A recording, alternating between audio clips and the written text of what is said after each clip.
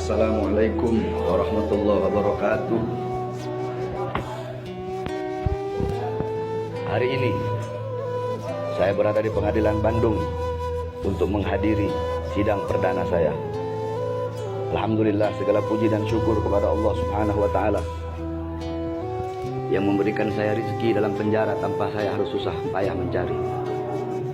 Segala puji dan syukur kepada Allah Subhanahu wa taala yang dimana penjara ini menjadi penjara yang lebih besar bagi saya.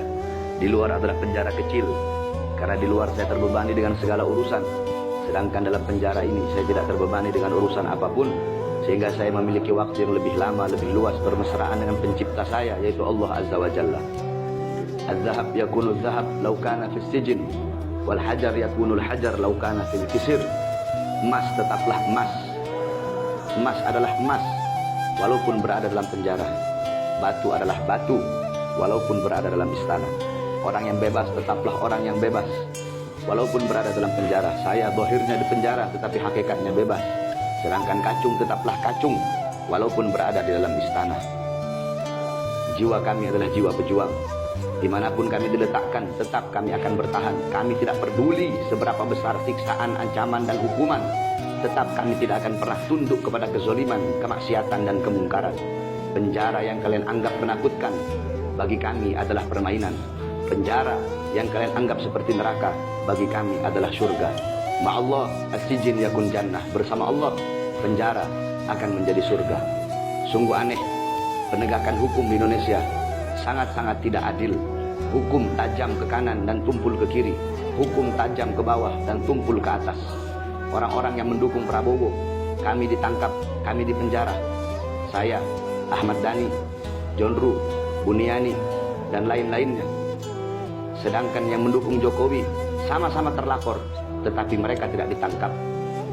Contoh Abu Janda, Victor Laskodiat, Sukmawati, Ade Armando, dan lain-lainnya. Padahal sama-sama terlapor. Apabila kami yang terlapor, kami yang dilaporkan, langsung diproses, langsung dari saksi menjadi tersangka, dari tersangka langsung ditangkap. Kenapa? Jawabannya satu, karena kami mendukung Prabowo. Sedangkan apabila pendukung Jokowi yang terlapor, mereka yang dilaporkan, satu pun tidak ditangkap, tidak dipenjara. Kenapa? Satu jawabannya, karena mereka pendukung Jokowi dan mereka berada di pihak kekuasaan. Oleh karenanya, saudara-saudara bangsa rakyat Indonesia, buka mata kalian, buka telinga kalian, lihatlah ketidakadilan penegakan hukum yang ada di Indonesia. Oleh karenanya, nasib Indonesia ke depan, nasib penegakan hukum Indonesia ke depan berada pada suara-suara kalian. Maka jangan kalian letakkan Indonesia di tangan yang salah, tetapi letakkanlah Indonesia di bahu yang benar. Sebab apabila Indonesia jatuh di tangan yang salah, maka mereka akan menjadikan hukum sebagai alat kekuasaan untuk menghukum orang-orang yang berseberangan, orang-orang yang tidak sefaham, orang-orang yang tidak mendukung mereka.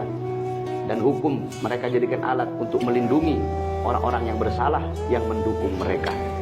Oleh karenanya letakkan Indonesia di bahu yang benar, karena bahu dan tangan memiliki makna dan arti yang berbeda. Dan bahu yang benar adalah bahu Prabowo dan Sandiaga Uno.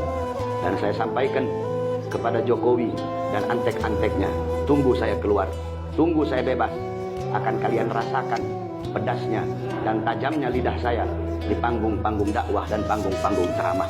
Saya tidak akan pernah kapok, tidak akan pernah mundur. Saya akan terus berjuang untuk menyampaikan kebenaran, untuk melawan kebatilan.